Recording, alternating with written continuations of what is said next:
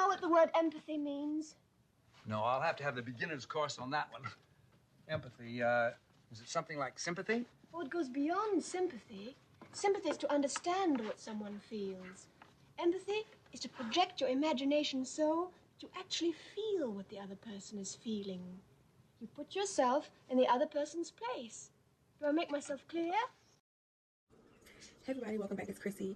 So I want to get into the conversation or the topic of empathy. My question is, do you have it? A lot of people do, a lot of people don't. And a lot of people may have low empathy. So whether it's due to upbringing or just lack of experience, like lack of development of like social and interpersonal relationships, a lack of self-awareness. Sometimes things just aren't like as developed or well developed or fully developed by the time we become adults, right? Our childhood experiences kind of shape our minds, who we are, our emotional output, and how we react to stimuli and trauma and you know, how we think about things. So I know for me personally, I notice that even though I'm a grown woman, there are certain things, situations, or happenings that come about in my life, and I am not really equipped to handle them in the moment. It might take me some time to go and reflect on what is actually happening and, you know, what would be a suitable response or reaction to said thing happening. And a little bit about me, my childhood was pretty good. However, there were several tumultuous events going on like as a baseline, and sometimes what we do is we retreat into ourselves because we just don't have the tools, and our parents do the best they can with what they have. But in that, if they don't know to show you these things or teach you these things, then you won't know. Certain households may be full of one type of thing or another and may be lacking one thing or have none of these things, of these like emotional tools that get us through our day dealing with friends, family, and strangers and coworkers and things like that. So I wanted us to take a look at empathy today so we can get a better understanding. I think that while it should come really naturally, right, it may not. If you haven't had a lot of people coming to you or seen a lot of events that are kind of distressing or disastrous growing up, then when you're called on to like when those feelings should be provoked, you might be uncomfortable. You might feel a sensation wash over you, like, oh my God, these things are terrible and I don't know how to deal with it. Or you deal with it very poorly in the moment. And it's just due to lack of experience. That's just how I'm going to put it. So anyway, we're going to get into these videos. And like I said, we're just going to talk about empathy a little bit. And then let me know in the comments your experience with your empathy or others' empathy. And what do you think that people could possibly do better? But the reality is we just need to, I feel like, as somebody who has empathy, but kind of like a slow response. Like sometimes I feel like paralyzed by my own feelings because I'm learning how to deal with them. I have to learn it. I have to learn it. And unfortunately, as an adult, I have to learn it when things come up. But there are little things throughout the day and throughout the week. Like I have it for my children for sure. That's not a question. And even other people that are close to me. But just like, I just have to work that muscle out. A lot of us, if we're low on empathy, we have to work that muscle out so that once we get good use of it, it'll be something that's ready to be used in a moment's notice. And it won't be totally like polarizing and paralyzing to experience empathy. And there'll be no question about how you should handle how you should respond to certain things in the moment. You got me? Okay, well, with all that being said, let's get into it. I think most of us misunderstand what the word empathy means. It means understanding. And we think that empathy means sort of expressing, you know, that we care by saying something like, you know, I can tell you're really struggling. It's actually not really empathy. The first ingredient, the empathy ingredient, is not coming in with your perspective, your point of view, your solutions, which is the mistake we make all the time. Instead, it's starting with, let me understand where you're coming from. Empathy is the most powerful human regulator we have. You want to calm someone, make them accessible. It's all about empathy. Your words can literally change the person across the table next to you, thousands of miles away. It can change their blood pressure, their skin conductance, their heart rate. Empathy regulates. And when people are regulated, they're much more able to express what's going on for them. I don't know who said this, but when I heard this, I was like, oh, I think I understand what empathy, especially as a parent, but also in any relationship means. They said, it's not your child's job to help you understand them. Yes. It's your job to figure out who they are. Let me also share with you that while I'm sharing this so that we all can be enlightened, these videos that are uncovering the truth of the things that we lack or don't know about or don't have enough experience in, they are eating me up in a good way. Like, do I feel sad that I don't have, like all of it together? Yes, but I'm also grateful that I'm learning, but still, still like, ouch, ouch. Wish I would have knew. You know what I'm saying?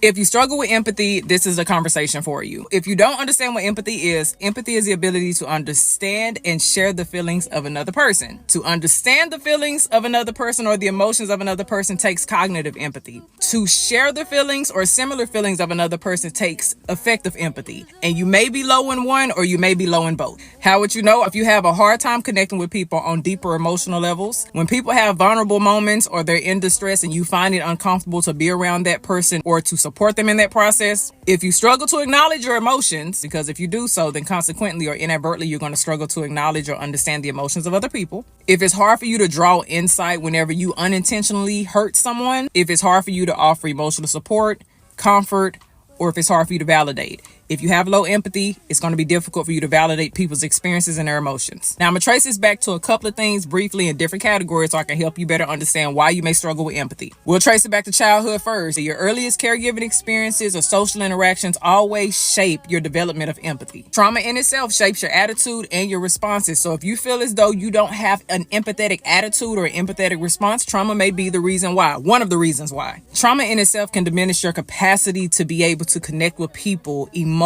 Trauma in itself can make you dissociate, disengage, become emotionally numb, emotionally unavailable, apathetic, the whole shebang. So tracing back to childhood, I want you to think about it. If you lacked a secure base or a secure attachment, if you didn't have enough emotional or nurturing support, if you had a neglectful or abusive parent, if your emotional needs were not consistently met, it's going to be harder for you to empathize with other people. Now let's take in some cognitive and neurological factors. If you have depression, anxiety, BPD, psychopathy, autism, things like that, you may struggle with empathy. Or if we're bringing in biological or hormonal influences and stuff like that. If you have low oxytocin levels, yes, that is the love hormone. It's responsible to help you bond and connect with those around you. It's like the social hormone. So if you lack that, and this can be from prolonged stress, this could be because you're socially isolated, or maybe you're socially excluded. It can be a number of things. That's probably another reason why you may struggle with empathy. And just to add, if you find yourself in conflict because you don't know how to accept or receive other people's perspective, vice versa, whatever the case may be, if you have low empathy, you're going to have low perspective taking. And the reason why is because you're going to struggle to envision yourself in somebody else's situation. I wish you all the best, happy healing, and happy healthy relationships.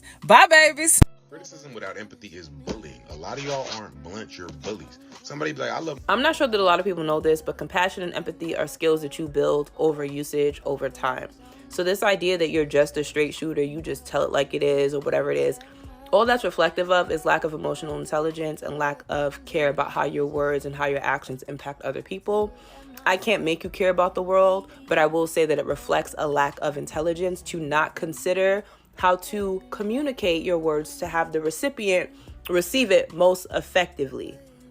Which is how I know that people sometimes communicate for the purpose of power and not actually communicating. People will just say things just so that they can feel larger or more important than the other person, or just to feel heard or seen. And that is not effective when it comes to communicating. Communication is an art form. It reflects intelligence. And if you do not use compassion, empathy like a muscle, it will atrophy. Bye. Empathy is feeling for others, noticing other people's feelings and thoughts and actually experiencing those feelings with them. When we have empathy and we express empathy, we prioritize other people's needs and feelings into all that we do and our planning. Sometimes we even prioritize other people's needs and feelings ahead of ourselves when it makes sense. The extreme of this would be completely giving ourselves away and never prioritizing ourselves, which would be unhealthy. But there are many times in life when we prioritize other people's needs ahead of our own, and that actually makes us happy, because helping other people and making other people happy is also part of our own happiness. When we struggle with empathy, we will complain, we'll get upset, we will let people know. When being inconvenienced makes us angry, Those show that somebody is struggling with empathy for others and being able to put other people ahead of themselves. One of the genius forms of human life is what's called an empath. I mean, you can have genius with various talents, musical instruments and inventions. You can have genius IQs and all that kind of stuff. But a certain kind of genius is the emotional genius, in particular the empath. They're very important people. They tend to be quiet, but they relate to other people empathically, and that gives other people more presence. And then the problem with being an empath is you empathically feel the suffering of others. And so I think empaths can live in the world without being crushed, but there needs to be this awakening and understanding of the nature of one's own emotionality. And then I think there needs to be practices, that is to say arts, but also possibly rituals that keeps a person whose essence is so empathic grounded in ways that allow them to shed all of the stuff they're absorbing from other people in the world. I hope that makes sense. But it's a particular way of living for a person who is empathic when the world is going through so much trouble. And every person that we meet could tell us the story of their overwhelm, of their fears. Empathy is basically the ability, the incredible human ability, to get inside the perspective and the points of view of other people, to literally see inside how other people are seeing the world.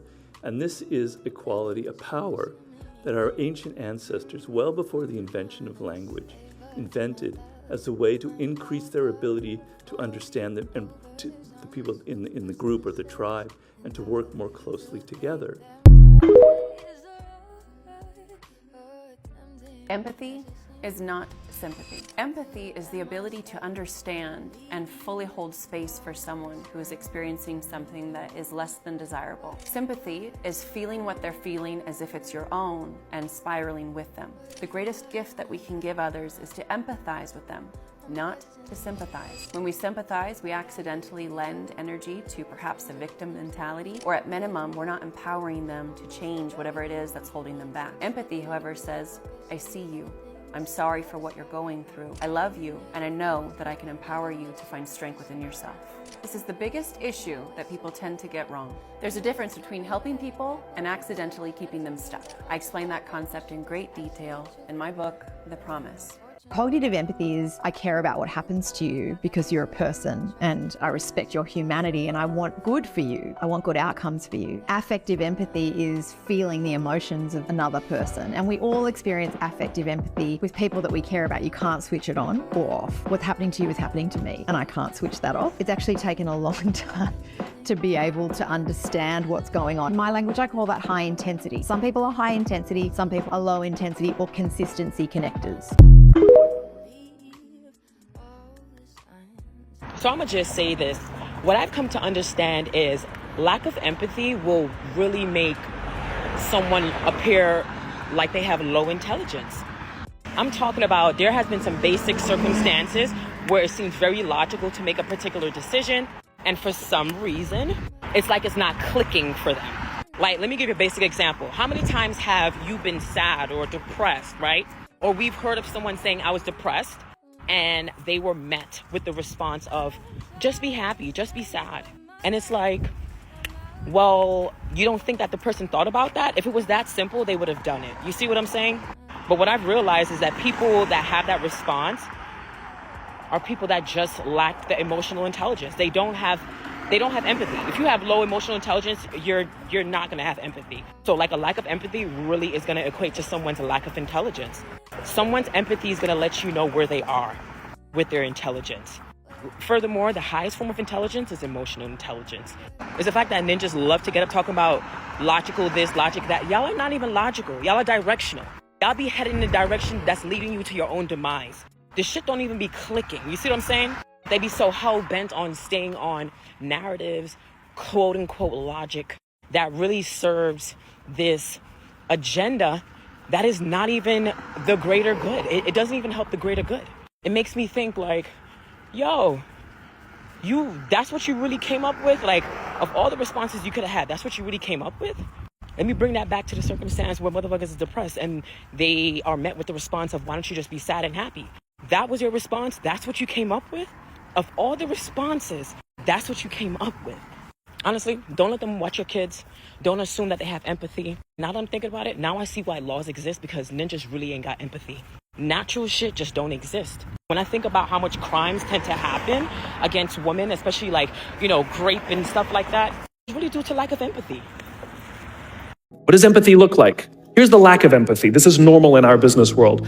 You walk into someone's office, someone walks into our office and says, your numbers have been down for the 3rd quarter in a row. You have to pick up your numbers, otherwise I can't guarantee what the future will look like. How inspired do you think that person is to come to work the next day? Here's what empathy looks like. You walk into someone's office, someone walks into your office and says, your numbers are down for the 3rd quarter in a row. Are you okay? I'm worried about you. What's going on? We all have performance issues. Maybe someone's kid is sick. Maybe they're having problems in their marriage. Maybe one of their parents is dying. We don't know what's going on in their lives. And of course, it will affect performance at work. Empathy is being concerned about the human being, not just their output.